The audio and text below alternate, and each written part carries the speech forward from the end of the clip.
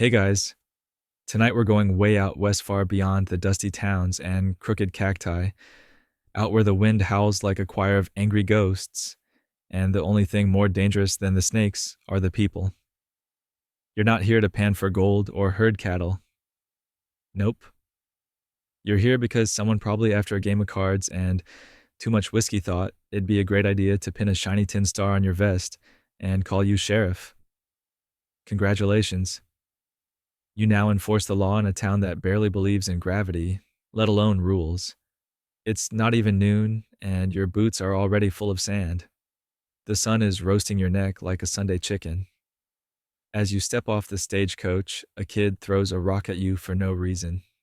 Welcome to Dry Hollow population. Depends who died last night. You're the new sheriff, and nobody looks impressed.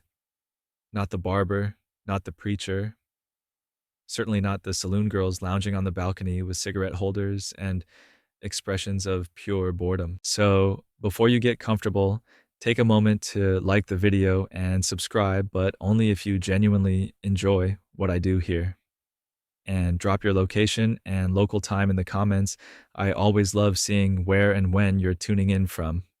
Now, dim the lights, maybe turn on a fan for that soft background hum, and let's ease into tonight's journey together.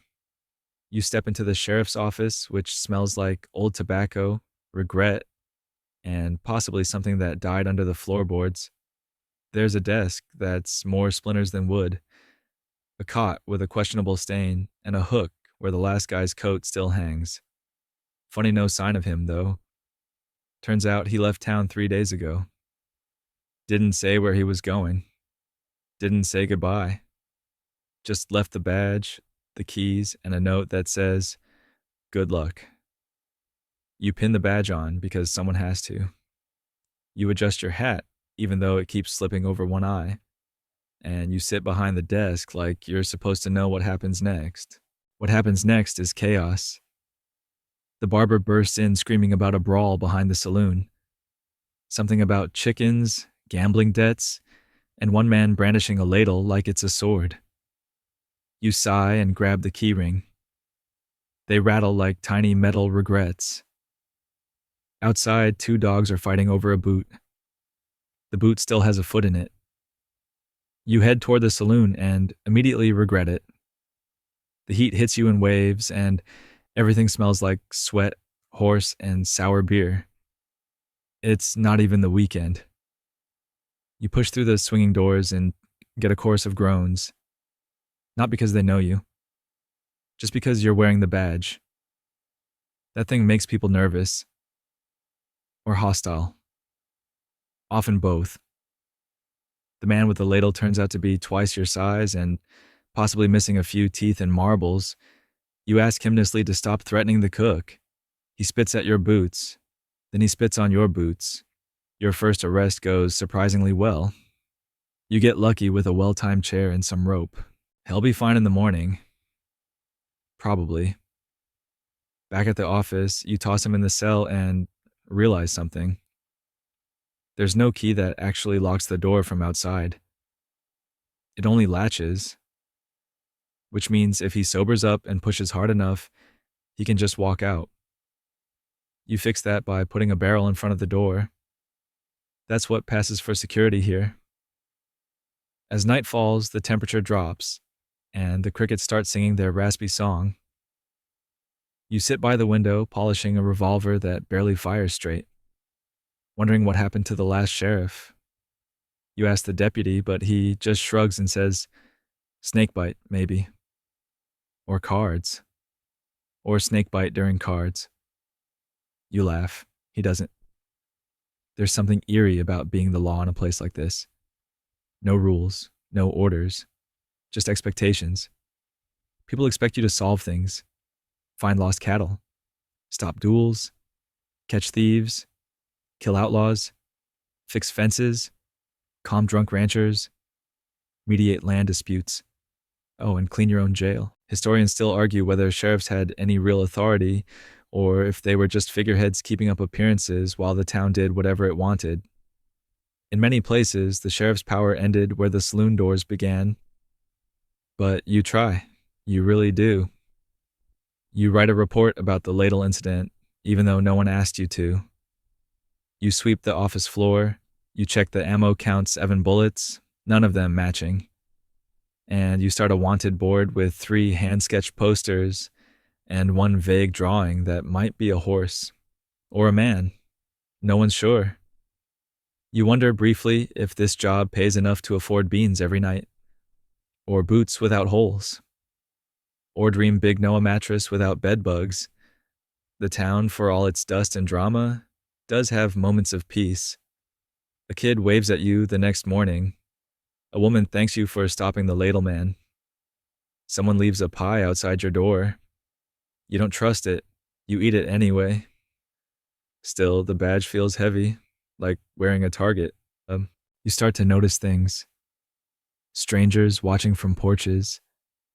Men who stop talking when you pass. Women who whisper in corners of the general store. There's a tension here, humming just beneath the surface. And you're not sure if it's always been that way or if you brought it with you. One thing's certain. This town didn't get safer when you showed up. And you probably won't survive long enough to figure out why. You wake up to gunfire. Not a metaphor, not fireworks, not even a drunk kid with bad aim. No, this is full-on bang-bang. Echoing off wooden walls, bouncing through the empty streets, like it's just looking for someone to hit. You roll off the cot with a groan, reaching for your boots in the dark. One of them has a scorpion in it. Of course it does. You shake it out, muttering something unprintable, and slide your feet in. The revolver's already in your hand, half instinct, half necessity. You step outside. It's barely dawn, and the sky is still sleepy pink. A light mist hugs the ground. You see movement near the feed store. 2 figures, guns drawn, shouting something about a stolen horse or a poker hand, maybe both. One of them has no pants on. You step between them, voice steady. You remind them this is a no shooting before breakfast kind of town. They blink at you like you're speaking Martian. Then they shoot anyway. Not at each other, at you. You dive for the water trough and fire back without aiming.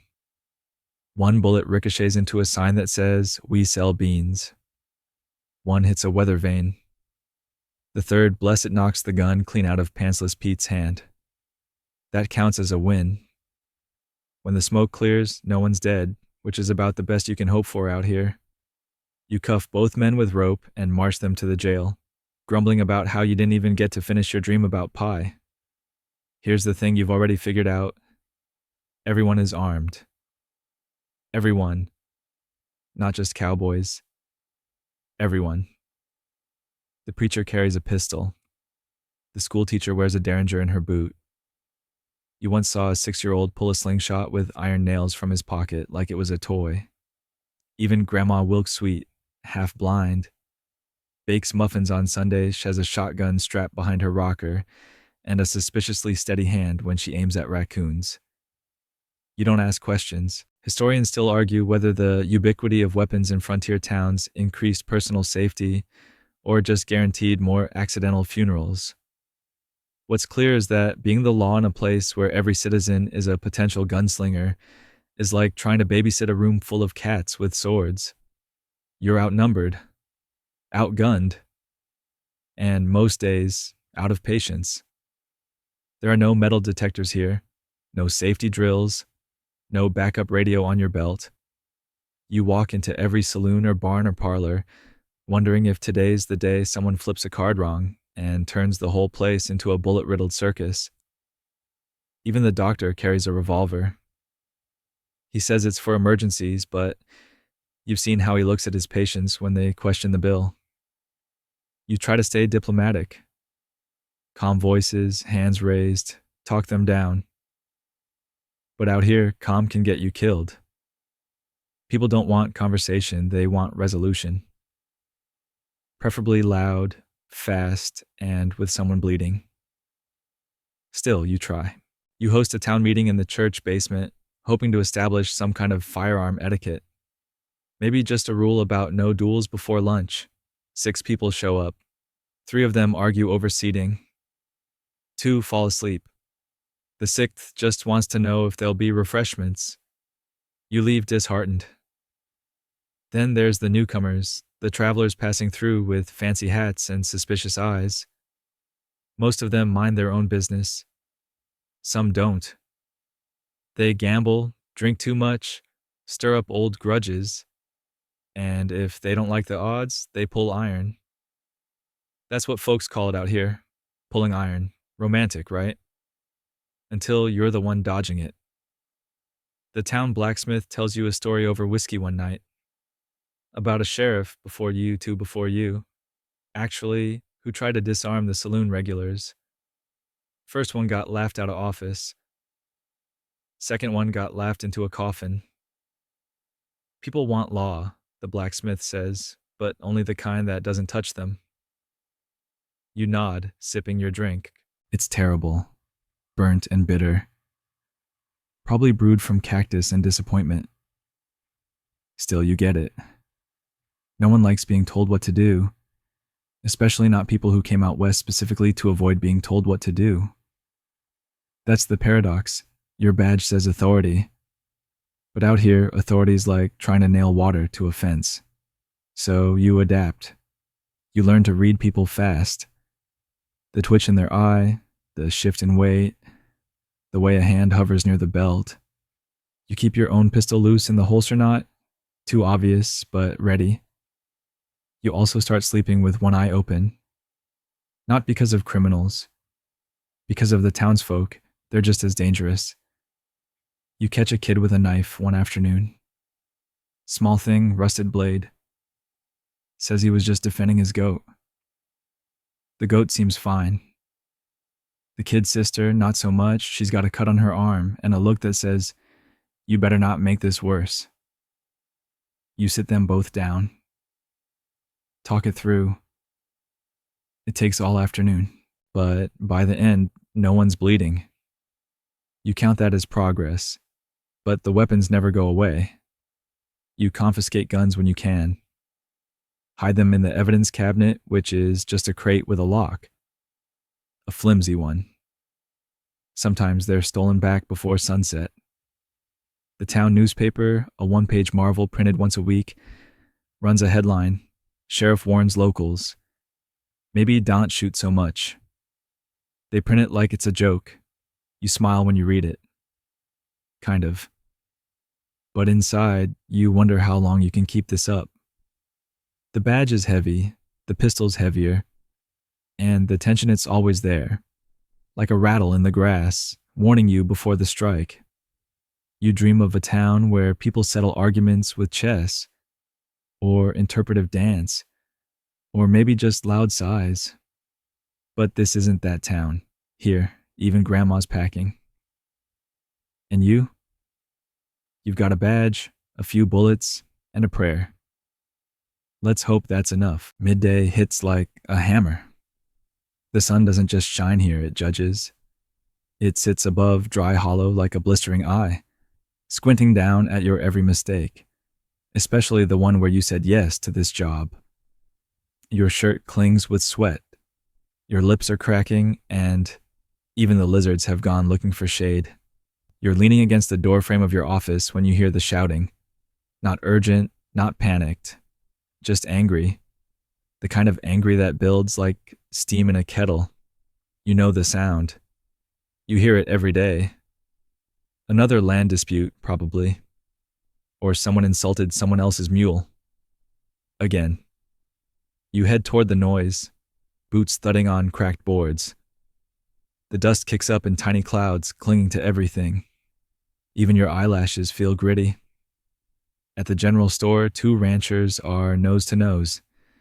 One's got a beard like tumbleweed. The other's bald and already has a hand on his belt. You sigh and step between them, arms raised. "Gentlemen, you start.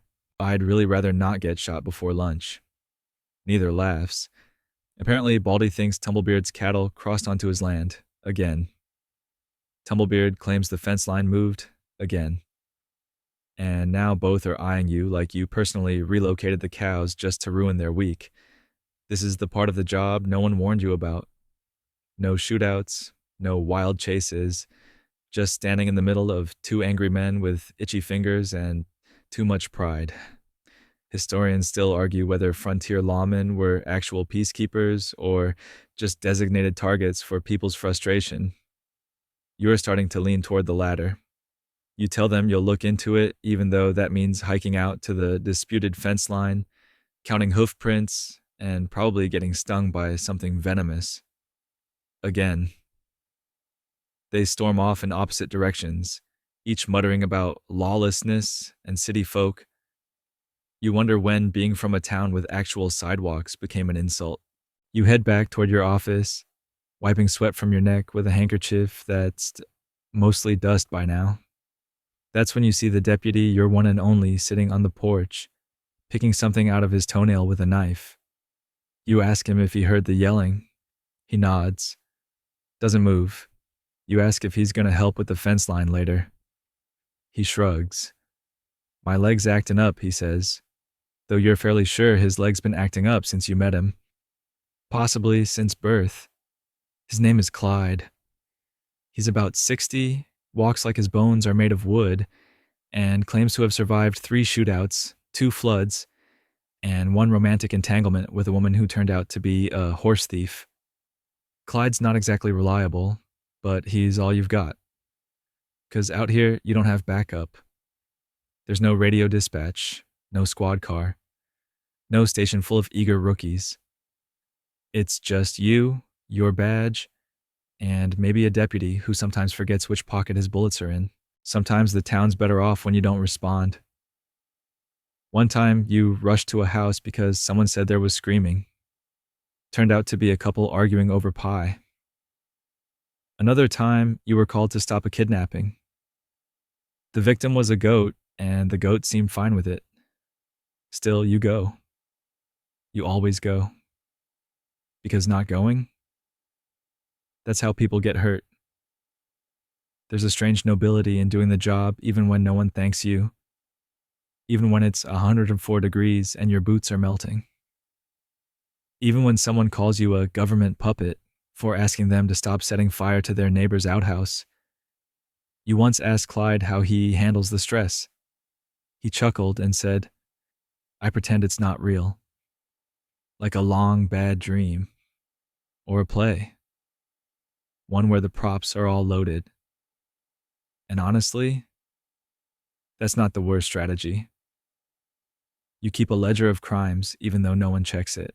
Today's entries include public drunkenness, verbal assault, cow theft suspicion, and one note that just says Frank is at it again. You'll deal with Frank later. You've started naming your bullets. Not out loud, but quietly, in your head. It helps. There's Martha for emergencies, Earl for warnings, Lucy for hope. Bob's the one you'll probably waste by accident. Quirky? Maybe. But out here, you do what keeps you sane. There's a knock at the door. You half expect it to be another brawl. It's not. It's a girl, maybe 8. Freckles. She's holding a kitten in one hand and a tin cup in the other. Says here my brother stole a pie, she announces. You blink. She waits. Did he? You ask. She shrugs. Probably. His dumb. You note this in the ledger, under pie theft. Want me to lock him up? You offer, half joking. She grins. Nah, just scare him a little. So you march down the street, make a big show of pulling out the key ring, and stand at the boy's door like you're about to haul in Jesse James himself. The kid faints. His sister is delighted. Later, she brings you a muffin. This job is bizarre. Sometimes it's deadly serious. Sometimes it's a sketch comedy. But mostly it's lonely. No one to vent to. No therapist. Just Clyde and the occasional half-drunk priest who confesses to you instead of the other way around. You write letters to a cousin back east. You don't send them, just write them. They help. Sometimes you imagine what it'd be like to have a partner. Someone smart, steady, good with a gun, sure, but also someone who knows how to talk a man out of a stupid decision before it becomes a deadly one. You once asked the mayor if you could hire a second deputy. He laughed so hard he fell out of his chair. Then he offered you a raise. In chickens. You declined. You go to sleep that night listening to the wind whistle through the cracked windows and wondering how many people are mad at you today. 5, 12, all of them? You fall asleep with a gun on your chest, just in case. The next morning, your office smells like boiled leather, cheap cigars, and something you're pretty sure used to be alive. You open the door slowly, half expecting an ambush. But it's just Clyde, snoring in your chair, boots on the desk, hat over his face like he's auditioning for Retirement, the musical. One of the jail cells is occupied barely. The ladle-wielding menace from 2 nights ago is curled on the floor, softly humming to himself. You didn't even hear him come back. That's not ideal. You decide to clean. Not out of civic pride, but because the stench is starting to give you headaches. You open a window and a tumbleweed rolls in like it owns the place. Classic. The broom is broken, the mop is missing. You use an old shirt as a rag and start scrubbing the desk. That's when you find it tucked behind the inkwell. A dried out hunk of jerky and a note scrawled in near illegible handwriting. Do not open the back cabinet. Just don't. You open it. Of course you do. Inside is a collection of objects that defy logic. A petrified squirrel with a sheriff hat. A jar labeled Moonshine Tooth Solution. And a small tin box filled with teeth, human, probably each tagged with names like Lefty and Sour Lou. You close the cabinet slowly. You don't ask Clyde. The cells are worse. One has what looks like ancient chili hardened to the floor.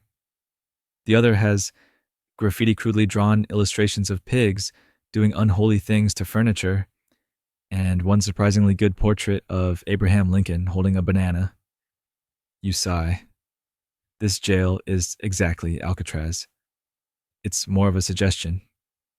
The iron bars are rusted, the locks barely click, and on windy nights, the whole place hums like its haunted witch, let's face it, is not off the table. Historians still argue whether frontier jails served more as practical detention centers or psychological deterrents. Yours? Definitely psychological. No one wants to be in there, but no one's all that scared of ending up there either. You try fixing the lock on cell 2. You end up locking yourself in for half an hour before Clyde notices you're missing and lets you out with a smirk. Still better than sleeping in my barn, he says. There's a rat living in the corner. You've named him Walter.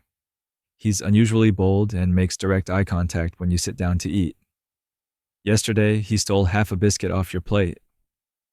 You didn't even stop him. You consider putting in a request for improvements.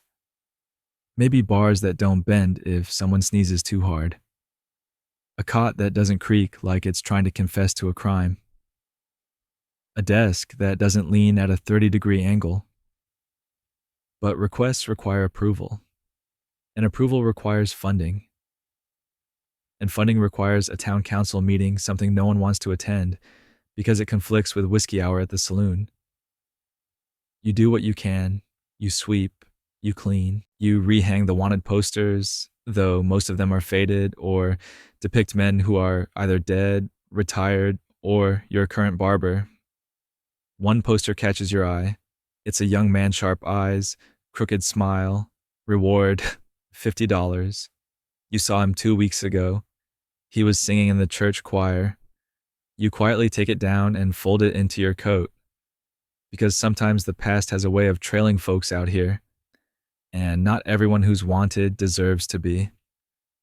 You try to make your workspace less depressing. You hang a horseshoe for luck. Put a cactus in a pot by the window.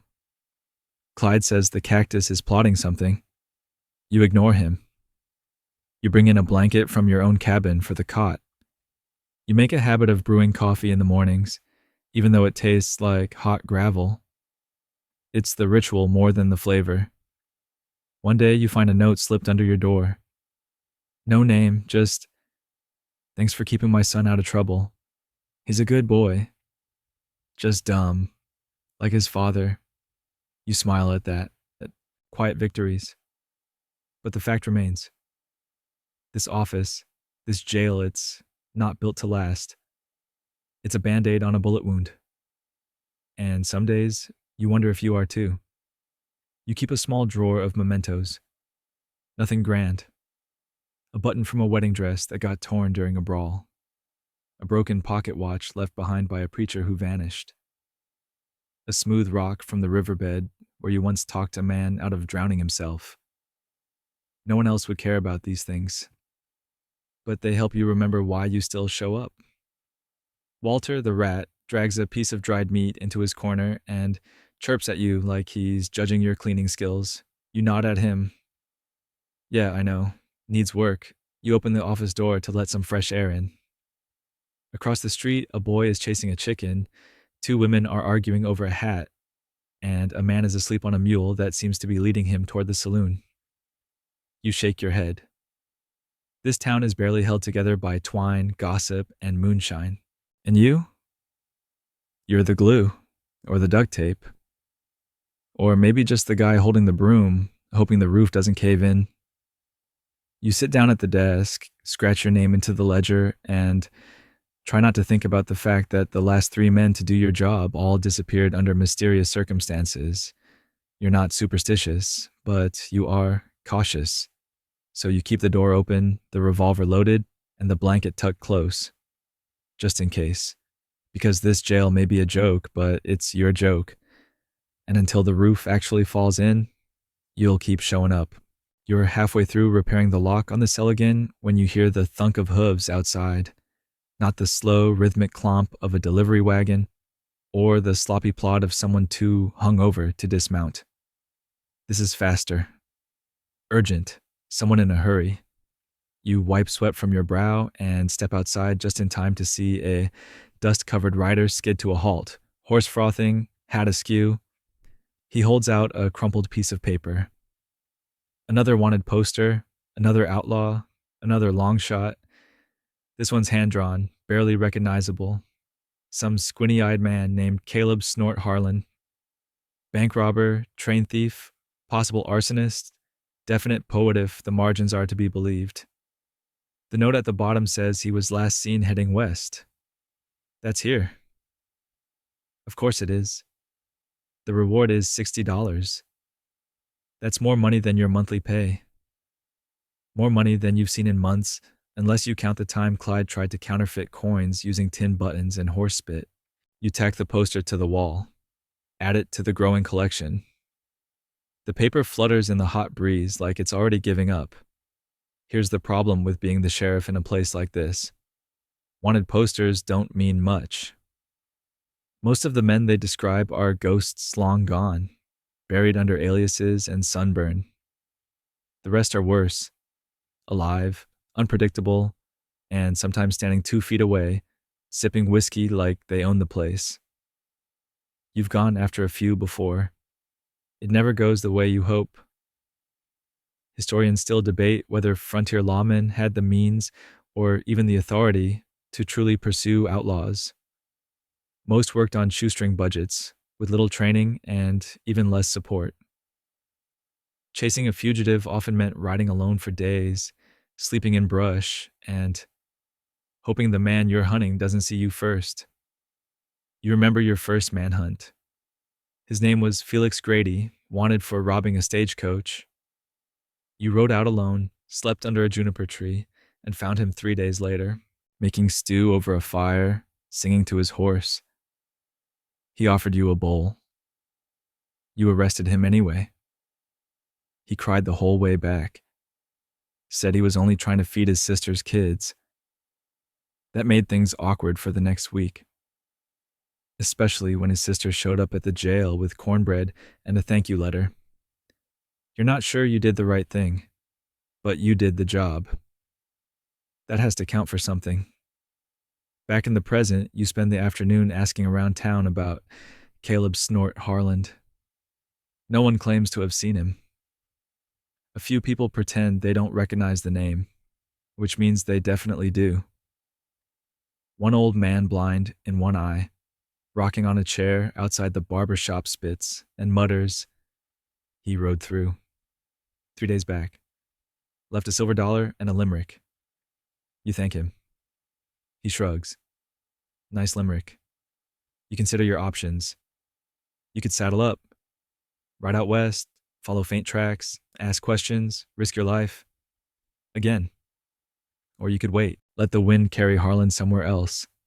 Let another sheriff get lucky or unlucky. But the badge feels heavier when you consider doing nothing. So you prep your horse, water it. Load supplies, sharpen your knife, double-check your bullets. Martha, Earl, Lucy, Bob, and 3 others you haven't named yet. You don't say goodbye to Clyde. You just leave a note, gone sniffing around for Snort. Back soon or not, you ride until sunset. The land stretches endless and orange. You pass cacti with bullet holes, an abandoned wagon, a buzzard that follows you for 20 minutes like it knows something you don't. You sleep under the stars. No fire. Don't want to be seen. In the quiet, you think about the irony. People assume sheriffs are the ones doing the hunting.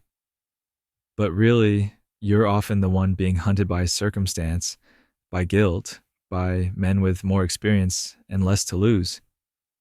You reach a creek the next day. Find boot prints. A tin cup. A line of poetry carved into a tree. Here I sat and watched the day, knowing law would come this way. You sit too. Look around. Nothing but birds and brush. You wait. And somehow, that's when he finds you. A rustle. A voice. Calm. Friendly. You must be the new badge. You turn, gun half raised, but he's not drawing. Just sitting cross-legged on a boulder, eating jerky like it's Sunday brunch. Snort Harland. He grins. I figured you'd come. They always do. Gotta prove something, right? You don't reply. You just keep your gun level. He talks. Calmly. Says he only robbed banks that denied loans to widows. Says he only burned one barn and it was already halfway fallen down. Says he writes poems to keep his hands steady. You tell him none of that undoes the law. He nods. Didn't think it would. And then he tosses his pistol into the creek. You take him in. Cuff him. Ride back slowly. Both of you quiet. He hums. You think about poetry. The townsfolk cheer when you return. Not because they love you, but because they love justice, especially when it comes with a side of gossip. You lock Harland in the better cell. Give him a blanket. He thanks you. That night, he writes a poem on the wall in chalk. You don't stop him, because deep down, you're not sure if you're the good guy. You just wear the badge. The applause fades quickly. That's how it always goes in dry, hollow cheers on Monday, grumbling by Thursday. By the weekend, someone's angry again, and you're back to being the most unpopular man in town. Maybe second most after the dentist, who doubles as the barber and once stitched a man's ear back on using fishing line. You'd think bringing in a wanted man like Snort Harland would earn you some respect. Maybe a free drink. Or just fewer threats carved into the side of the outhouse. But no. The very next morning, someone throws a tomato at your window. Not through it, just at it. Somehow that feels more deliberate. More personal. You're at your desk, trying to remove tomato seeds from your ledger with a bent spoon, when Clyde walks in holding a letter like it's covered in manure. You might want to read this, he says, voice flat. It's about taxes. That explains the tomato. The letter's from the territorial governor or someone who signs with a heavy hand and an even heavier ego. It's long-winded, full of words like enforcement, compliance, and collection. You squint through the flourishes and legal fluff until you get to the meat of it. It is now your job to ensure that every resident pays their property taxes in full, including any overdue amounts, with penalties. You stare at the paper, then at Clyde. He offers nothing but a deadpan expression. So, you telling him, or am I? You both agree to flip a coin. It lands on its edge in a crack between the floorboards, stands there like some kind of cosmic joke. You don't even bother flipping again. This is your mess now. Turns out nothing makes people angrier than taxes. Not horse thieves. Not bar brawls. Not even the traveling preacher who once sold fake relics of St. Augustine out of a carpet bag. But you? You're worse. You're the one who walks up to their front porch in the blazing sun to ask for money that disappears into some office back east. Your first stop is the tannery. Old Hank refuses to open the door. Shouts something about tyranny and the ghost of Thomas Jefferson. Claims his cows don't pay taxes, so why should he?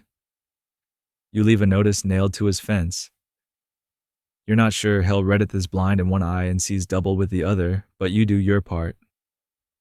Next stop, the feed store, where Mrs. Carter meets you with a polite smile and a loaf of warm bread, then tells you to shove the tax notice where the sun don't shine. You thank her for the bread anyway. You start keeping a tally of how many people threaten you per day. Today alone, you've been offered 2 fists, 1 shotgun, and what may or may not have been a voodoo curse from a traveling herb woman. She spit into your hat. You're still unsure what to do about that.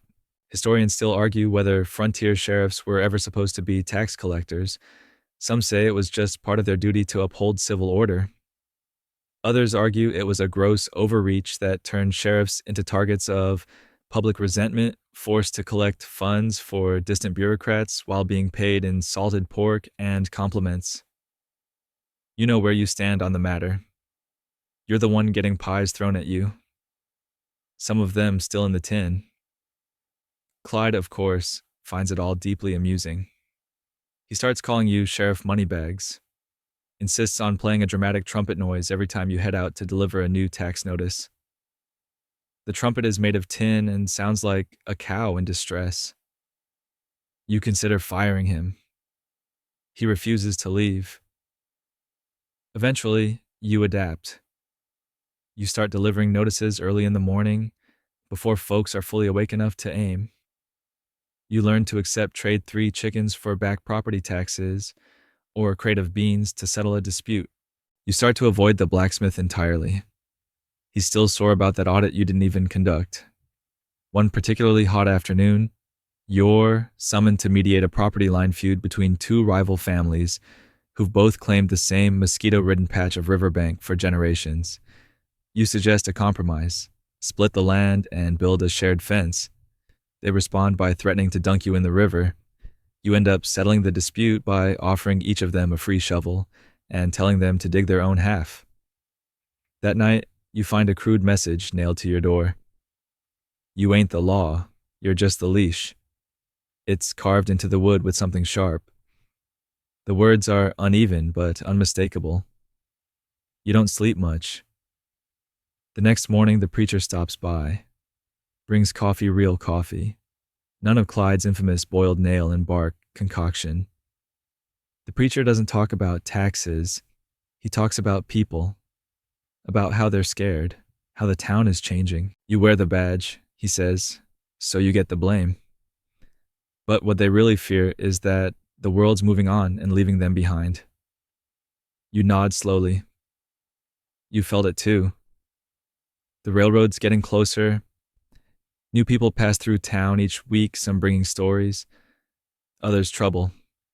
Prices are rising. Tempers are shortening. And the people? They're holding tighter to what they know, even if it means fighting you for it. That night, you find Snort Harlan still in his cell, still humming, still somehow calm despite being behind iron bars that could be kicked open with enough willpower. You collect taxes now too? He asks, looking up from a dog-eared book of poetry. You grunt in response. You've given up correcting people who think this job is supposed to be glorious. He chuckles. Taxes were half the reason I started robbing in the first place. You rob banks, you remind him. He shrugs. Yeah, but not people's houses. Banks got vaults. Feels less personal. You lean against the cell bars, arms crossed. Doesn't make it right. I didn't say it did, he replies, tapping his pencil against the page. But it sure made it easier to sleep at night. You sit in silence for a while, listening to the wind rattle the loose pane in your office window. It sounds like breathing. Like the town itself is sighing. Outside, Clyde is arguing with a mule.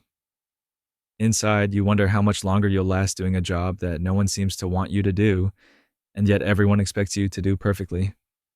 The badge on your chest might as well be a target. One made of tin, reflective in sunlight, easy to aim at, but you still wear it. Day after day. And not because you love taxes, not even because you love the law, but because someone has to be the line between order and chaos, even when that line gets drawn in sand and wiped away by the next dust storm. You're cleaning your revolver when the glass shatters, not from the wind, not from a thrown bottle. No, this time it's a bullet. A real one. Zipping through the front window like an angry wasp, embedding itself into the wooden beam behind your head. You drop flat to the floor, face inches from a pile of spilled tobacco and the edge of last week's wanted poster. Somewhere outside, a horse whinnies and gallops off. You hear the echo of hoofbeats disappearing down Main Street, then nothing but wind and the nervous creak of the office sign swaying on one hinge.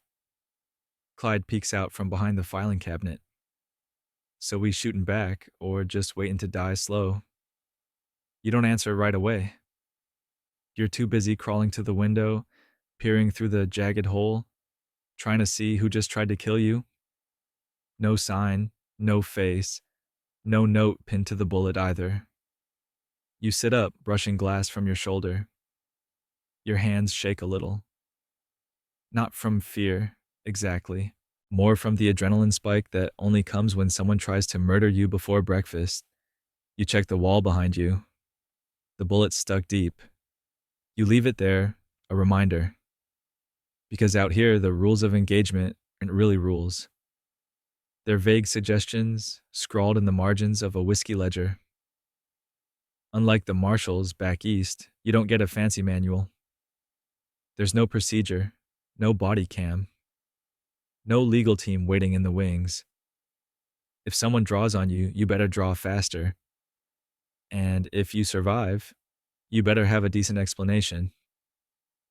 Though most of the time, no one bothers asking.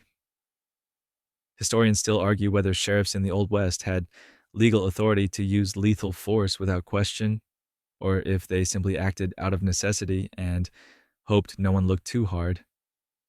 There are stories of lawmen celebrated as heroes for gunfights they probably started, and others buried in silence, forgotten, because no one wanted the truth to be too messy. You open the office door. A few townsfolk have gathered across the street, watching, whispering. No one offers help. No one asks if you're all right. Eventually, a kid walks up, maybe 12, maybe 14, depending on how rough life's been. He holds out a spent cartridge. Found this by the trough. You thank him, tuck the casing into your coat pocket. Add it to the small collection you've started. One for every attempt. It's becoming a hobby. The rest of the day is quiet. That eerie, too calm kind of quiet. You patch the window with a board, pour a cup of coffee, and check the jail cells. Snort Harland is still there, reading aloud to Walter the Rat, who seems unusually attentive. Clyde suggests maybe it was a warning shot. You raise an eyebrow. He shrugs. Could we aim better if it was serious? You nod, though deep down you know better. That bullet wasn't a joke. It was a test. And someone out there is waiting to see if you'll pass. The saloon gets rowdy around sunset. You hear the shouting from down the street. A poker game gone wrong. Again. You toss on your coat, badge slightly crooked now, one of the fasteners is loose, and walk into the fading orange light. Inside, it's chaos. Two men are face to face, eyes glassy, words slurring. One's waving a broken bottle, the other's got a hand hovering near his holster. Everyone else is pretending not to watch, even though all eyes are darting between the two like they're reading the final lines of a dime novel. You step in, calm but loud. Unless you're both itching for a long stay in my luxury rat motel, I suggest you sit down. They freeze. Not because of your authority, because of your tone. You found that works better than volume talk low, talk slow, and look like you've already seen enough stupid for one day. It works. The man with the bottle grumbles, lowers his arm. The other scoffs, spits, and mutters something about your mother. You escort both outside, not gently, but not rough either. Just enough to remind them the Tin Star isn't just decorative. Back at the office, you collapse into your chair. Your boots are soaked in beer. Your shirt smells like sweat and tobacco. Clyde tosses you a flask. Medicinal, he claims. You take a sip. It tastes like regret and turpentine, but it helps. You think back to your first week here. You were still hopeful then, still wrote reports on every incident, even if it was just someone yelling at a goat. You tried to be thorough, professional, respected. Now, you just hope to get through the day without bleeding. You check your revolver, all 6 bullets still there, Martha, Earl, Lucy, Bob, and the twins, Fred and Nellie. You've never had to use them all at once. You hope you never will. Outside, the wind picks up, blows dust across the porch in swirling little ghosts. The town creaks and settles like an old man sighing in his sleep. You find yourself wondering what would have happened if you ducked just a second slower that morning. If the bullet had found its mark. Would the town mourn you? Would they replace you before sundown? Would Clyde run things? That last one gives you a chill. You shake it off, get up, and walk out into the cool evening. The stars are out, brilliant and uncaring. Somewhere an owl hoots. You hear a harmonica, soft and distant, probably the kid with the pie problem. He's been practicing. Still sounds like a wounded goose, but he's trying. You tip your hat to no one in particular, because sometimes that's all you can do. You can't stop every bullet. You can't fix every mess. And you sure as dust can't please everyone. But you can show up every morning, every argument, every poorly aimed assassination attempt. You can be the one who's there, who listens, who drags the drunks off the street and into the shade, who fixes the lock again, who names the bullets because it helps you sleep. Because when it comes down to it, the job isn't about glory. It's about showing up when no one else wants to. Even when someone's out there watching, waiting for the next shot. And even then you show up anyway. You come into the office the next morning and find that Clyde is gone. At first you think he's asleep behind the jail. He does that sometimes. Says the fresh air helps his liver spirits. But no. His bedroll's gone. His spare boots are gone. His ratty old jacket with the missing sleeve is gone. On the desk is a note written in greasy pencil on the back of a saloon receipt. It says, gone east or west. I forget which. Don't die. Clyde. You read it 3 times before setting it down. There's no signature, but the smell of whiskey and pickled onions confirms the author. And just like that, you're alone again. It's not the first time, and probably won't be the last. Deputies in this town have a shelf life measured in spilled drinks and broken windows. They come, they curse, they vanish. Some leave on horseback, some get dragged out. Some just disappear between a poker game and a midnight brawl, and no one asks questions. You sit down in Clyde's old chair. It still creaks, still leans slightly to the left, like it's got an opinion about everything. You leave the note on the desk, a relic now, a reminder that even the sidekicks get tired. Historians still debate whether sheriffs ever had stable support staff in towns like Dry Hollow. Some records suggest deputies were little more than armed volunteers or local men with grudges and flexible morality. Others think they were just friends roped in during crises, paid in beer, goodwill, and a vague promise not to be arrested later. You believe the second theory. You tack a sign outside the office that says, "Deputy wanted, must have teeth.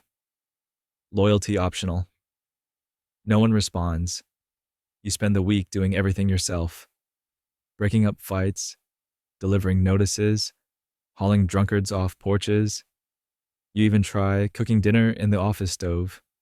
The beans catch fire. Walter the Rat abandons ship and moves to the jailhouse rafters. You find a rhythm of sorts. Patrol in the morning, repairs in the afternoon, a quiet moment on the porch before dusk, listening to the wind and the occasional burst of screaming from the saloon. But it's exhausting.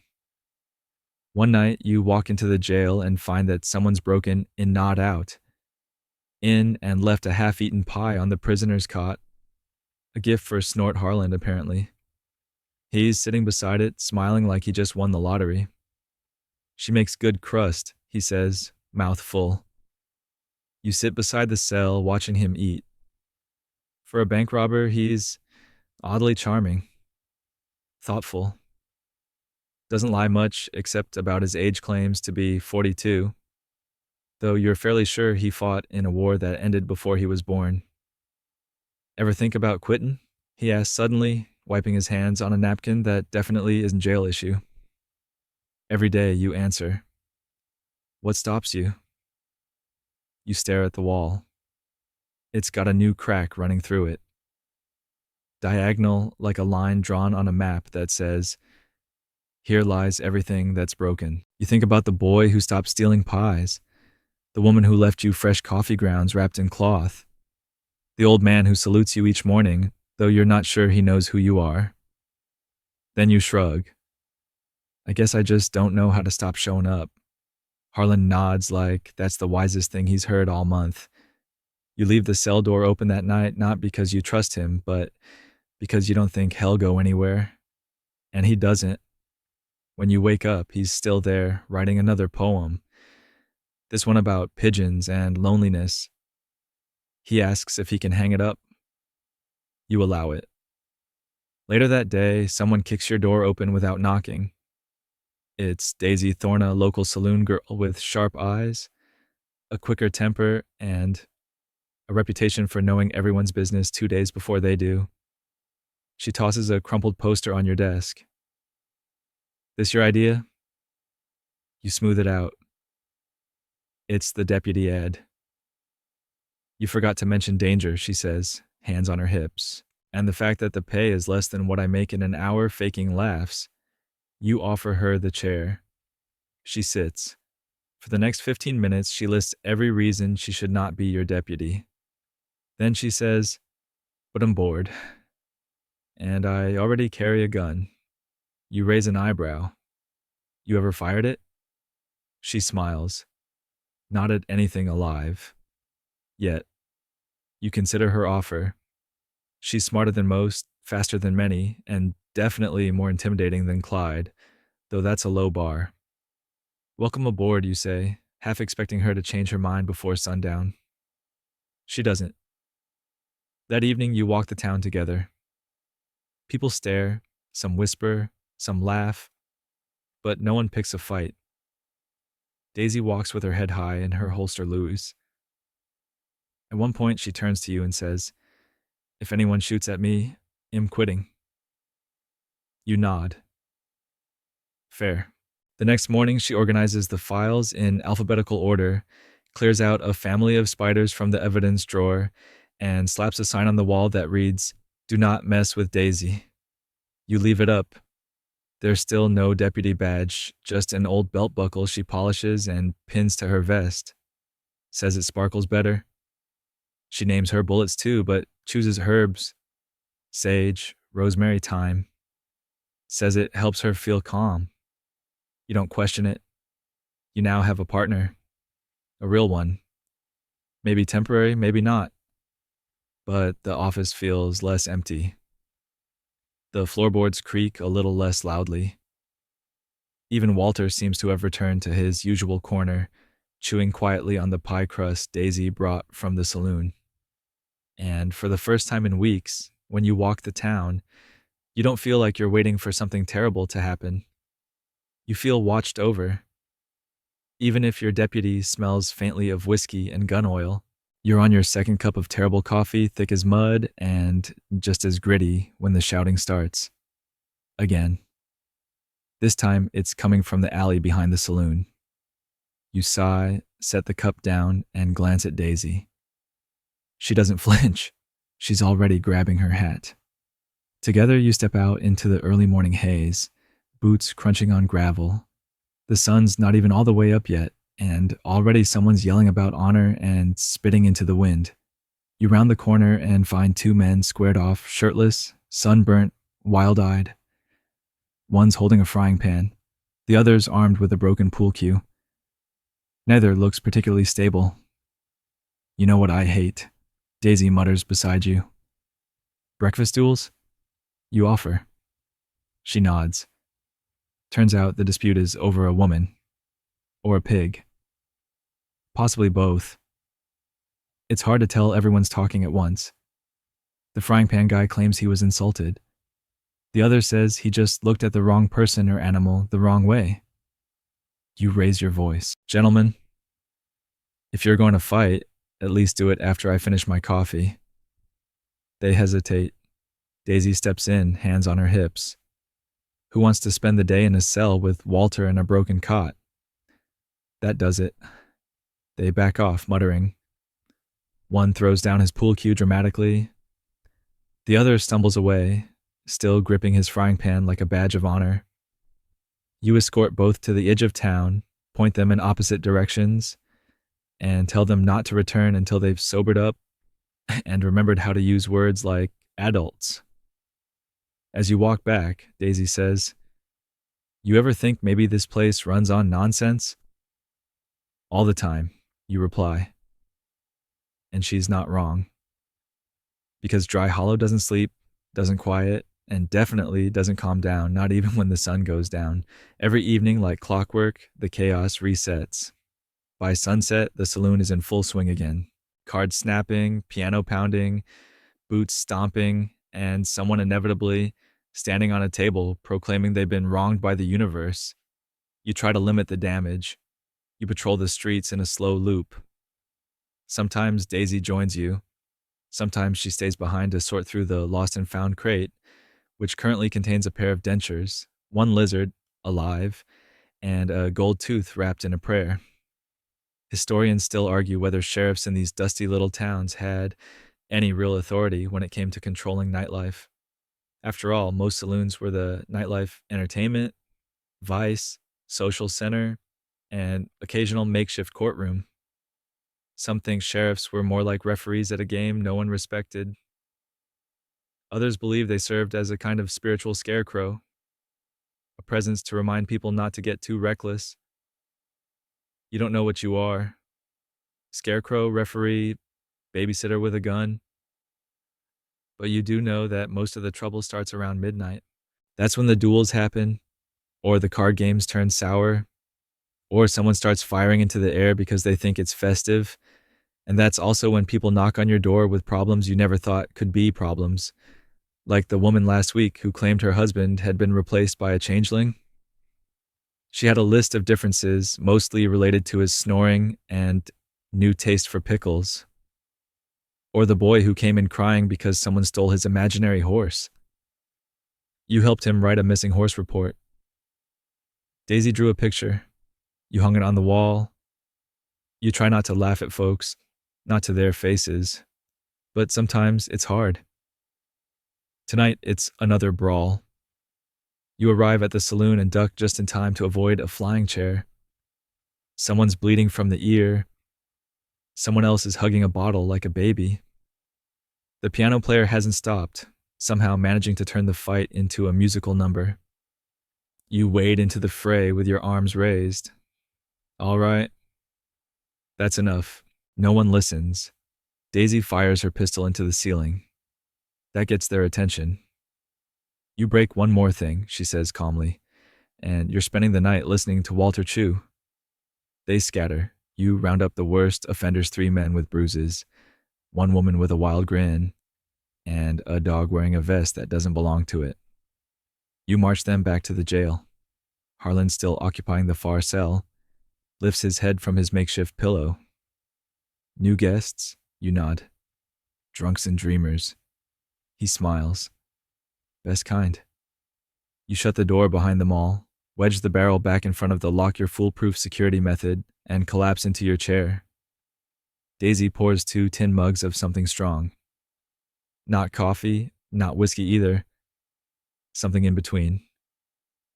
To peace and quiet, she says. You clink mugs. 5 minutes later, someone knocks. Of course they do. It's the town undertaker, looking pale. You may want to come down to the graveyard, he says. You groan. Alive or dead? He hesitates.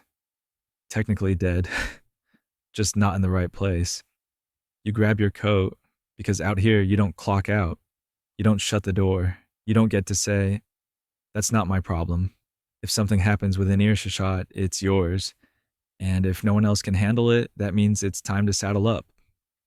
Even if it's 2 a.m., even if you haven't slept since Tuesday, even if you're still finding tomato seeds in your ledger, you trudge down to the cemetery under moonlight. Daisy follows, lantern swinging, coat flapping in the breeze. Turns out a casket has been dug up. Not by people, by animals. Coyotes, maybe. Or something else. The undertaker isn't sure, but the grave is open and the coffin lid is half off, and the whole place smells like memory and mold. You help reseal it. No ceremony. Just quiet grunting and shoveling in the dark. Back at the office, Daisy collapses onto the cot. Boots still on. You sit on the porch, watching the sky shift from black to indigo. You haven't slept. You probably won't. But the town's quiet. For now.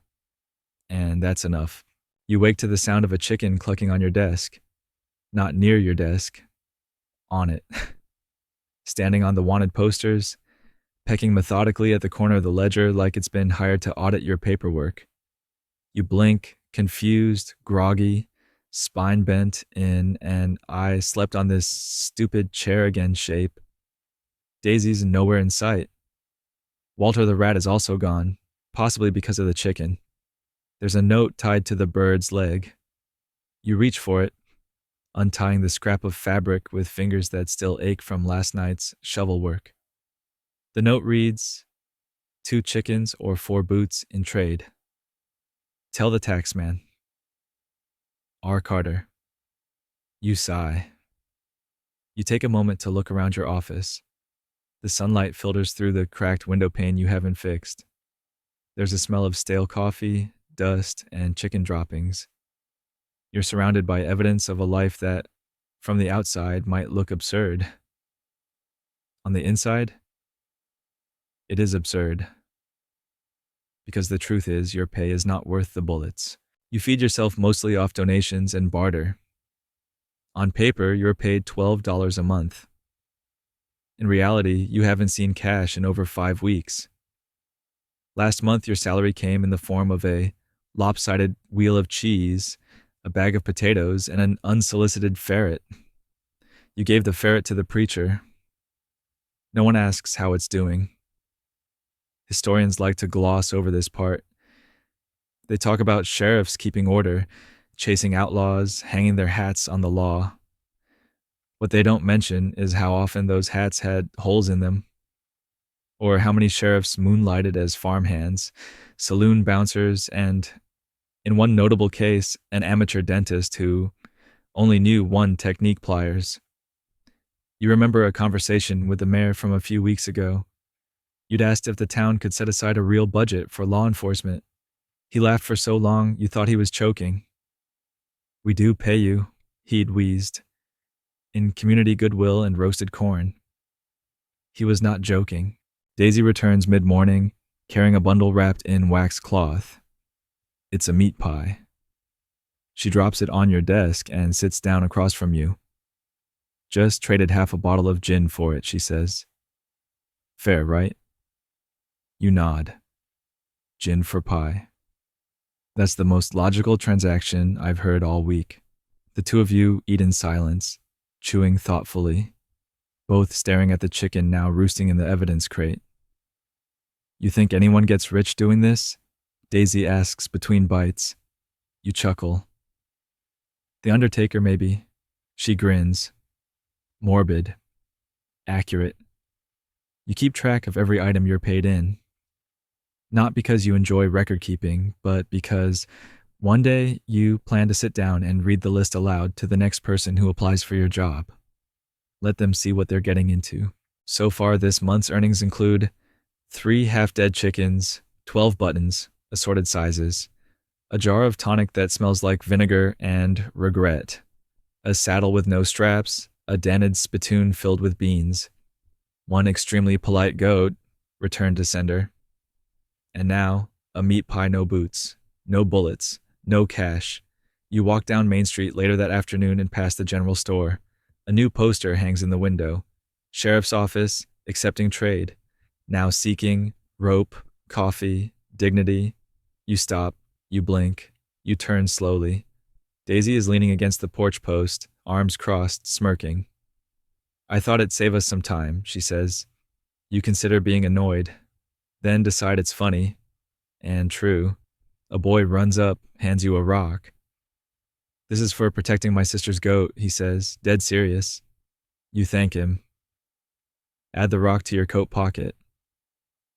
Might come in handy. Because that's the thing about this job, it's not always thankless. It's just inconsistently thanked. You've broken up fights, arrested murderers, cleaned blood off floorboards, patched bullet holes in your hat. You've lost friends, lost patience, lost sleep. But every now and then someone brings you a rock. And sometimes that's enough. Later, you find yourself standing at the edge of town, watching the sky bleed orange into violet. A wagon creaks by. A woman nods at you. Doesn't smile, just nods. You nod back. You check your bullets, Martha, Earl, Lucy, Bob, Fred, and Nellie. Still there. Still named. Still unused, mostly. You think about how many more sunrises you'll spend doing this. Then you think about the alternative.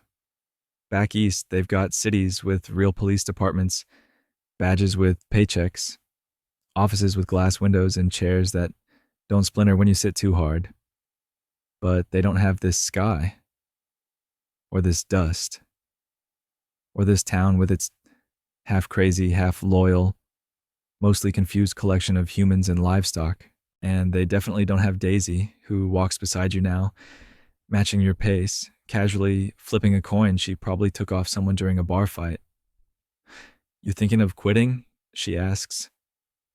You shake your head. Not yet. She nods. Cool. I just got the chicken to stop pooping in the file cabinet. You both laugh. Tomorrow there'll be another fight. Another theft. Another round of complaints about taxes and rats, and who should or shouldn't be allowed to sing after midnight. But tonight the town is quiet. And for a sheriff paid in pie, buttons, and polite goats, that's enough. You know something's wrong the second you see the wagon. It's too clean. The horses are brushed. The wheels are greased. The driver is wearing a hat with a feather in it, for heaven's sake. That's not dry hollow style. That's judicial. The wagon rolls into town just before noon, escorted by 2 riders in matching coats. Everyone watches. Conversations pause.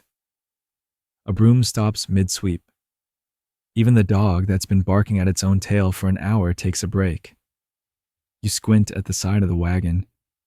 A hand-painted sign reads, Circuit Court of the Western Territory, Judge Horace L. Middleton, Esquizin. You groan, because this means the traveling judge is in town panic.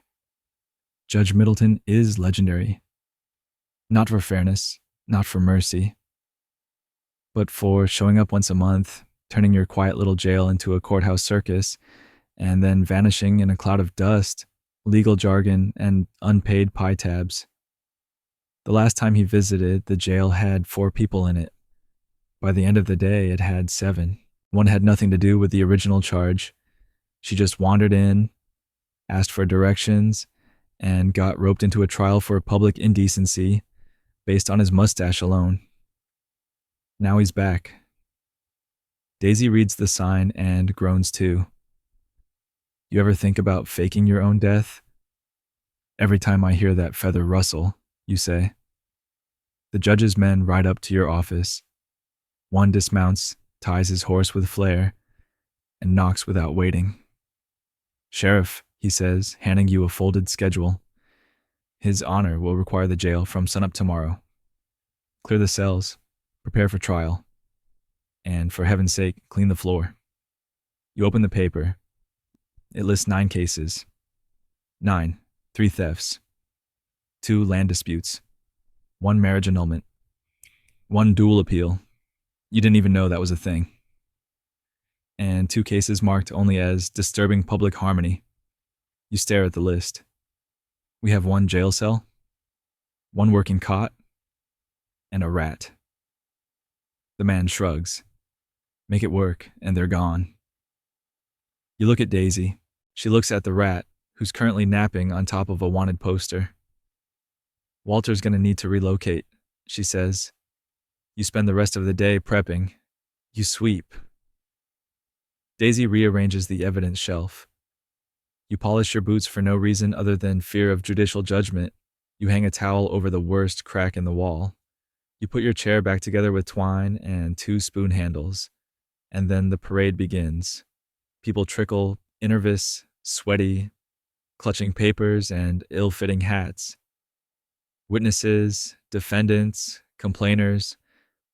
One woman says she's here to accuse the son of conspiracy. You give her a seat anyway. By sundown, your office is full of voices. Someone's boiling something in a tin pot. Someone else is crying about fence posts. Daisy clears a space on the desk and draws a courtroom diagram in chalk. You're not sure it helps. Then there's the issue of the actual prisoners. You've still got Harland in cell 1. Technically convicted, not yet transferred, Hez reclining on the cot, offering unsolicited advice to everyone within earshot. You're gonna want to lead with remorse, he tells a young man who stole a saddle. Judges love remorse. You have no room for the new arrivals. One of the disturbing harmony suspects is already asleep under your desk. You try locking the rest in the evidence closet. It holds 3. Barely. Daisy watches the madness unfold with the calm expression of someone who has fully embraced chaos. You know, she says, this would make a great play. It'd rather be shot again, you mutter. That night you try to sleep sitting up. You don't succeed. Every time you close your eyes, someone coughs, shouts, or starts reciting legal nonsense in their sleep. At dawn, Judge Middleton arrives. Hez smaller than you remember. Thinner. But his hat is even larger. The feather curves like a swan's neck, trailing behind him like an insult. Sheriff, he says, stepping into your office, I trust all's in order. You hand him the chalk diagram. He sniffs. Court begins with a loud rap on your desk, which now serves as the judge's bench. You stand off to the side like an underpaid bailiff, which is accurate. Each case plays out in a blur of nonsense. Case 1, a man claims his neighbor stole his rain barrel. The neighbor claims the ski stole it. The judge finds them both for wasting time. Case 2, a woman asks for an annulment because her husband smells like boiled eggs. The husband agrees. It's granted. They shake hands. Case 3, Harlan's appeal. He stands, clears his throat, and recites a poem about redemption. The judge tells him to sit down and subtracts 5 days from his sentence anyway. Poetry works, apparently. Historians still debate whether traveling judges in the frontier served justice or merely theater. Their authority was real, but their methods varied. Some held true to the letter of the law. Others were little more than bureaucratic lightning storms, sudden, loud, and gone before the smoke cleared. Middleton is somewhere in between. By mid-afternoon, half the town has cycled through your office. The jail smells like stew, pipe smoke, and nervous sweat. Walter the rat has moved to the roof beams. A chicken from the courtroom audience lays an egg on the wanted poster wall. No one blinks. By sundown, court is adjourned. The judge stands, nods to no one, and disappears back into his feathered wagon. Just like that, he's gone. You look around. Your desk is covered in chalk and spilled tea. The cot is broken again. Daisy is asleep with her hat over her eyes. Harland is humming something about justice and pie. You collapse in your chair and stare at the ceiling. You've survived another courtroom day. Barely. And you didn't even get shot. Victory. You wake up to find the wanted posters have all been vandalized. At first, you think it's just wear and tear sunlight, rain, rats with artistic ambitions. But no. Each poster has been deliberately altered. One outlaw now sports a mustache that curls into the shape of a question mark. Another has devil horns drawn on with charcoal. Someone gave a third a monocle and the phrase, "Catch me if you can," Sheriff Dullboots scrawled underneath in messy block letters. You stare at the wall, blinking. Daisy appears beside you, chewing on a piece of jerky and sipping yesterday's coffee. Either someone's bored, she says, or we've just been taunted by the fanciest gang in the territory. You pluck one of the posters down, feel the edges. The paper's fresh. The ink is still smudging. That's when you notice the fourth poster. It's not an edit. It's a new edition. Handmade, but professional looking. A charcoal drawing of a figure in a wide-brimmed hat. No face. Just the words. Jonas Merrick rides again. You feel your stomach drop. Not because of the art style, but because Jonas Merrick is supposed to be dead. Historians still argue about him, whether he was a ruthless outlaw or a misunderstood folk hero. But no one denies the body count. No one disputes the fire at Granite Bluff, or the train derailing in Red Bend, or the saloon massacre in Elksford that left 5 men bleeding and 1 piano completely unsalvageable. The story went that a posse finally caught up to him 2 winters ago. Shot him, buried him, wrote songs about it. You even heard someone in Dry Hollow claim they danced on his grave. But now? Apparently not so buried after all. You and Daisy exchange a long look. Has not real, she says, half-heartedly. You wish you believed that. But there's something in your bones that says otherwise. Later that afternoon, a drifter rolls into town gaunt, tired, missing a finger, and babbling about the man with the coal-black hat. Says he saw him riding under a blood moon, dragging 3 coffins behind his horse. You try to ask where, but the man just laughs until he coughs, and then sleeps for 6 straight hours on your porch. Harlan, still lounging in the cell, seems to enjoy the tension. Jonas Merrick, he says, hands behind his head. If he's back, I'd suggest you start writing your will in verse. He appreciates the dramatic. You don't answer. You're too busy checking your bullets, because the outlaws have better hats and worse intentions.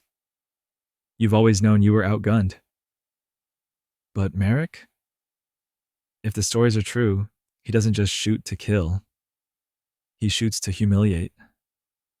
To erase sheriffs from history with flair. One tale claims he once robbed a town and left behind a bouquet of flowers in the sheriff's boots. Another says he sent a poem to a marshal right before he burned down the man's barn, jail, and outhouse all in alphabetical order. You don't want to believe the legends, but part of you does. Daisy sharpens her knife without a word. That evening, you inspect the town with fresh eyes. You notice shadows moving differently, faces you don't recognize.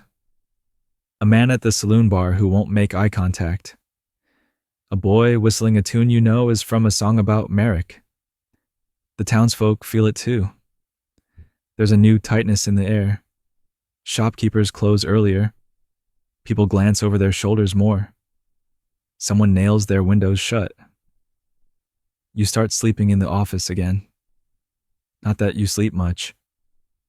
Harland watches you polish your revolver for the third time that night.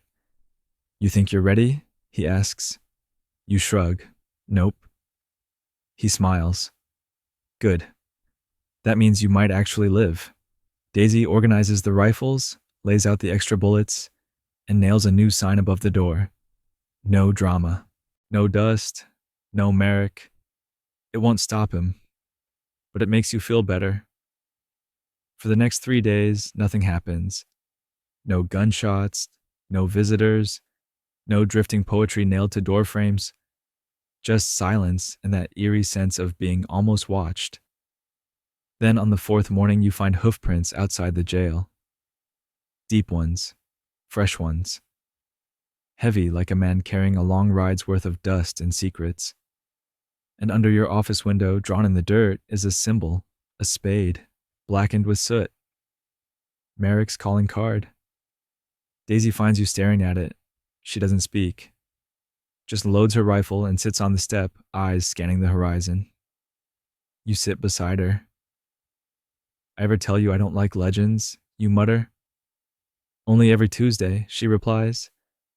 The wind blows, the sun rises, and somewhere, out beyond the edge of what your eyes can see, you know he's there, waiting. Because this isn't just about crime. This is about spectacle. And you're the next act. It starts with the bell. Not a loud one, not the clang of the church bell or the rickety triangle out behind the saloon kitchen. No, this one is soft, deliberate. Like a child tapping a teacup with a spoon during a funeral. You're not even sure at first that you heard it. But you did. It rings again, just once. A sound too far off to measure, but too close to ignore. It comes through the air like it's meant for you. You're already up, already dressed. You and Daisy haven't been sleeping much. Not since the spade symbol showed up under the window. Not since the poster appeared on your wall like a calling card. Not since the name Jonas Merrick was spoken aloud and the whole town started holding its breath. The bell rings a third time. Daisy's on her feet before you can speak. She's not even pretending to be calm anymore. She checks her rifle with a snap of the bolt, slings it over her shoulder, and meets your eyes with that same flat stare she's used since she was 12 and someone tried to steal her dog. That's not the wind, she says. Nope, you reply. You saddle your horse, but you don't ride. The sound came from the North Ridge, too close to bother with hooves. You and Daisy move on foot, careful, slow. The sun is barely up, brushing gold across the empty roofs and dusty windows. Dry Hollow looks like a painting abandoned halfway through, everything caught in a frozen hush. You pass the burned-out blacksmith shop, the one no one ever talks about rebuilding. You pass the water tower with the missing ladder rung. You pass the bent sign that says, "No loitering," where half the town has loitered every day for years. And there, tied to a crooked fence post, you find it. A bell. Just a bell. Small. Brass. Hanging by a leather strap from a warped beam. No rope, no wind. It sways gently. Under it, a spade carved into the wood with something sharp. Clean. Intentional. And beside it, sitting like a forgotten boot in a nightmare, is a literal boot. One worn down at the heel. The kind with stitching you don't see anymore unless you're looking at a body that's been lying in the sun too long. You kneel beside it. It's fresh, The carving is fresh. The boot is warm from sunlight, not time. No blood, no body, just the implication. Daisy doesn't speak. Neither do you, because you both know this isn't just a message. It's a promise. Back at the jail, Harlan is already standing at the bars. He must have heard the bell, too. Somehow he looks more alert than usual, like an old outlaw's instincts are stirring again. Merrick, he says, without question. You nod. Harlan sighs and sits back down. Then you best put your affairs in order, Sheriff. He means it as a joke. You think, but it lands too heavy. You sit at your desk, staring at the notebook Merrick left yesterday. It's still there, still open to that eerie rhyming passage. Badge of tin and coat of dust, I come for you, as come I must. Your time has run, your tale's gone thin, sleep with your sins, am coming in. Daisy reads it again over your shoulder. That's either poetry, she mutters, or a murder threat in fancy pants. Could be both, you say. You check your revolver again. All 6 bullets still there, Martha, Earl, Lucy, Bob, Fred, and Nellie. You tighten the strap on your holster, then check the door. Then the back window, then the latch on the evidence cabinet. It's all habit now. A ritual. But rituals are what people cling to when the odds are slipping. Because Merrick isn't just a name. It has a storm, a performance, a deliberate, well-choreographed unraveling of everything lawmen try to hold together. Historians still argue about Jonas Merrick. Some think he was a myth too theatrical to be real, too perfect a villain to exist. Others believe he was 3 different men, passing the name along like a cursed title. A few even whisper that he never died at all, that his so-called grave in Granite Bluff is empty, or worse, full of someone else. But you don't need historians. You've seen enough. And now you are part of the story. You patrol the town twice that day. Everyone feels it. Shop doors creak shut a little faster. The children are kept indoors. The barber cancels his afternoon appointments. Even the drunk who usually sings to his mule at dusk just mumbles under his breath and stares at the ground. Everyone knows. Even the ones who won't say it out loud. By late afternoon, a drifter arrives. Torn clothes, missing a finger, eyes darting like trapped flies. Says he saw Merrick 2 nights ago near Cactus Hollow, just a silhouette in the moonlight, dragging 3 coffins behind a gray horse. No sound, no words, just bells. You let the man sleep on your porch. He passes out mid-sentence. Harlan watches him through the bars. 3 coffins, he says. That's theatrical. Wonder who the 3rd one's for. You don't answer, because part of you thinks you know. The town holds its breath as the sun sets. Daisy doesn't sit down once. She lays out 2 extra rifles, checks sight lines from the roof, ties a rope around the water trough, says it might be useful cover. You write a letter. You don't know who it's for. Maybe nobody. Maybe yourself. It's not long. Just the truth. That you tried. That the badge was heavier than it looked. That the dust never left your boots once you put it on. You seal it, tuck it under the edge of your desk. As night drapes over Dry Hollow, you light a single lamp. No more. Too much light makes you a better target. Too little, and you can't see the approach. Outside, the wind picks up. You sit in silence, next to Daisy, both of you on the porch. Watching. Somewhere out there, Merrick is waiting. Or watching. Or smiling to himself in the dark. He doesn't attack right away. He waits. Because it's not enough for him to kill. He has to unmake you. Erase you. And tomorrow? Tomorrow, he'll try. But tonight, you're still here, still breathing, still wearing the badge, still not afraid to write your own ending. The night passes without incident. No gunshots, no poems, no bells, just silence. But it's the wrong kind of silence, the kind that feels intentional. Like the world is inhaling and refusing to exhale. The sun rises slowly, cautious, as if it knows it's about to light up something unpleasant. You haven't slept. Neither has Daisy. She stayed on the roof until sunrise, scanning the streets, the hills, the horizon, and the sky just in case. You stayed on the porch, boots on the railing, one hand on your revolver, the other nursing a tin cup of cold coffee that tastes like regret and iron. Harlan's the only one who slept. He's still snoring softly in the cell, using a coat as a pillow and a wanted poster as a blanket. You don't wake him. If anyone deserves some rest before what's coming, it's him. You step off the porch and onto Main Street. The town looks normal too normal. Children aren't out yet. Curtains are still drawn. A few shopkeepers glance at you, nod once, then retreat back inside. The preacher walks past, slower than usual, hands clasped behind his back. Expecting a sermon or a shootout? He asks, not stopping. Both, you say. He nods, because that's where you're now, waiting for the moment it all starts to unravel.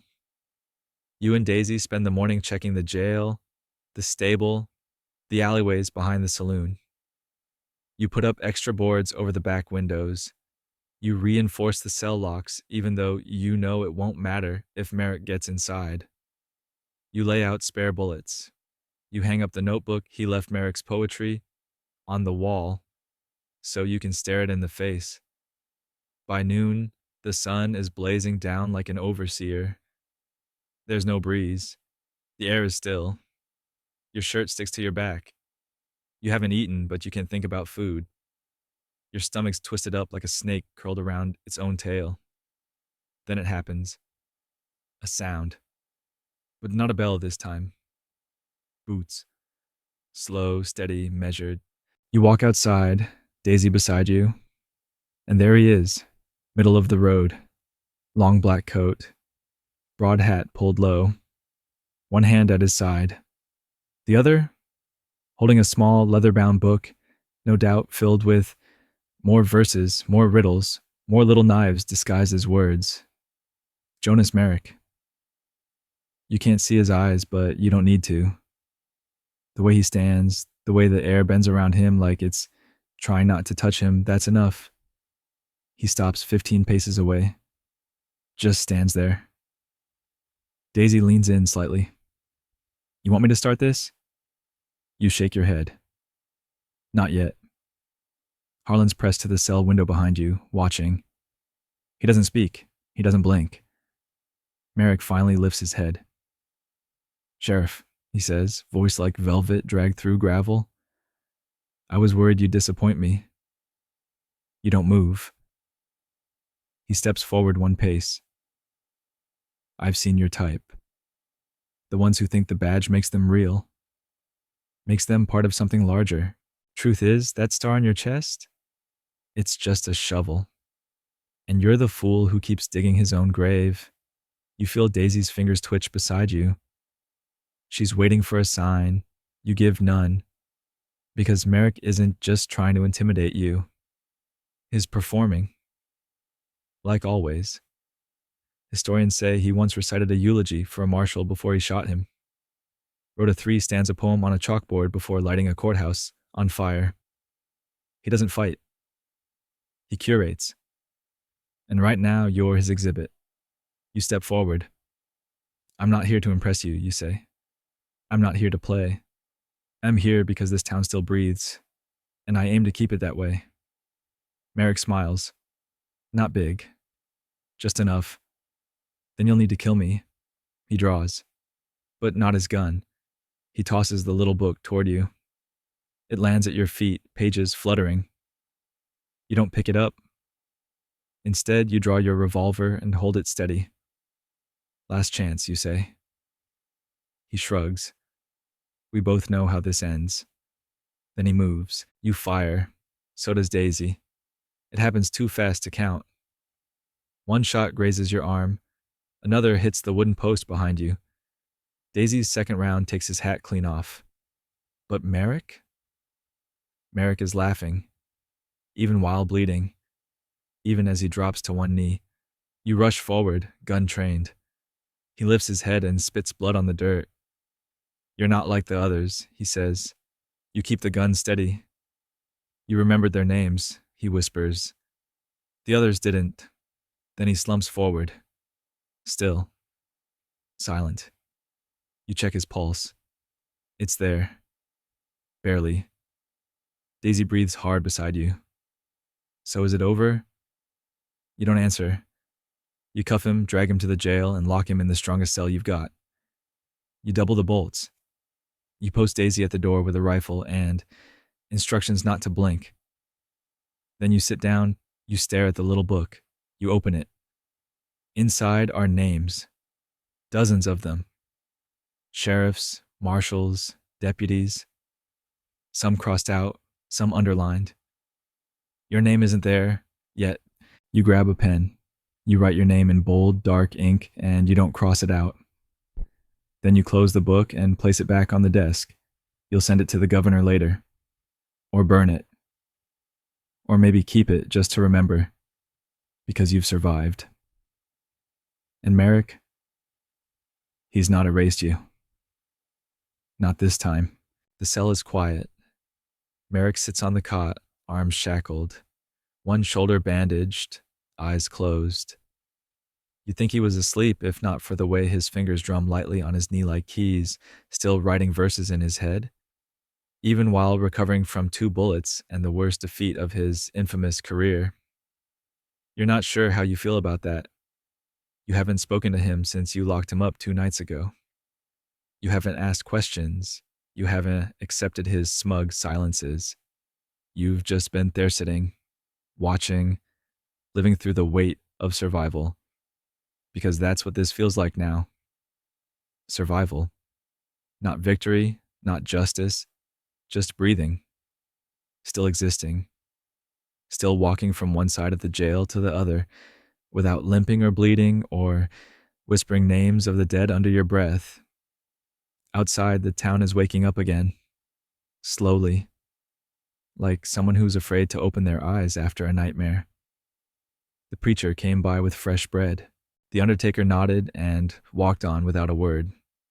A couple of children stopped to peer through the jail's window, more curious about Daisy than the man behind the bars, and Walter the Rat has returned to his corner like nothing happened. Has even brought a cracker. Daisy's outside, scrubbing bloodstains from the porch floor with a borrowed brush and a bucket of strong soap. She hums while she works, the same tune you heard her hum after she won her first bar fight 3 years ago. Something in between a lullaby and a warning. You are still inside, staring at the desk. Merrick's little book is still there. Every name, every taunt, every twisted little stanza. You've read them all, know his whole private mythology scrawled in a looping hand. It's clear what he was doing. He wasn't just terrorizing sheriffs, he was curating a gallery of failures. You weren't meant to survive him. But you did.